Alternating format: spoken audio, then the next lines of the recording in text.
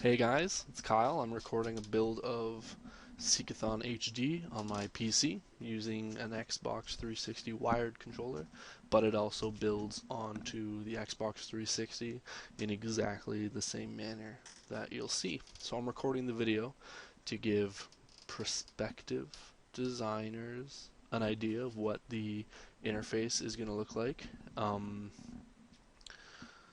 um, yeah, it's all functional, so I guess I'll just start running it through. And I guess also just to show you guys that I am working on this, even though most of my updates on Twitter and such consist of just me being all like, Seekathon, yeah, instead of actually talking about what I'm doing. So here's our level select menu. I can tap the left stick to select, and I included a fancy Super Smash Bros.-esque looking around the menu type thing.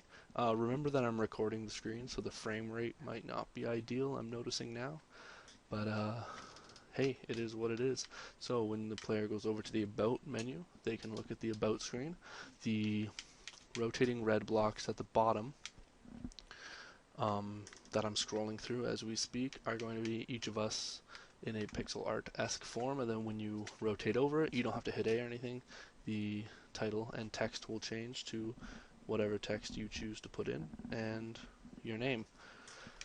And the purple block will change to either a picture of you or a pixel art rendition of you or what else you think is cool. And this one also has the fancy looking around stuff. So this is going to be the exit button. We're back here. So the chapters are arranged vertically because it's a widescreen setup. So I didn't want to set them up horizontally because then I didn't know where to put the percentages on the left that are bopping up and down, as well as the about and quit thing, because just for space management. Each of these is going to be like a little thumbnail of the level, so I guess a landmark or significant portion of the level. So each of these little blocks is going to be totally different. So let's take a look at an actual level that I did. You guys might remember this if you played the HTML5 version. He animates backwards when you walk to the left. I'm fixing that next as we speak.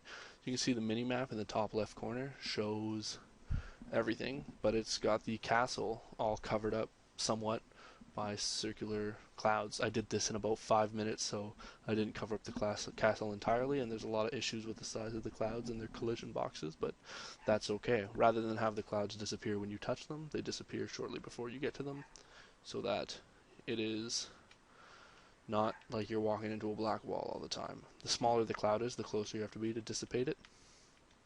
But there we go. And you know, it plays exactly like the HTML5 version, except with an Xbox controller. And when you collect these things, a little thing comes up, little numbers that say 1, 2, 3, and I won't get the last two because I'll show you. I've already put in the reset button, just not the animation, so I'll hit that now. And if you'll notice when I go over the level, it shows me exactly what percentage of Seeka things I've collected and what percentage of clouds I've dissipated, or how much of the area I've explored. So it gives 2 targets per level and 2 things for you guys to focus on. If you want to have an exploration-based level with, say, 1 Seeka thing right at the end, totally doable. If you want to have 100 Seeka things, also totally doable. So that's what I'm working with right now. This is about 2 days of programming for all the menus and the fancy stuff. Part-time because I'm employed.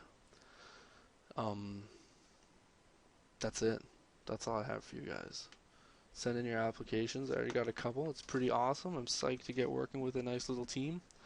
And thanks for watching.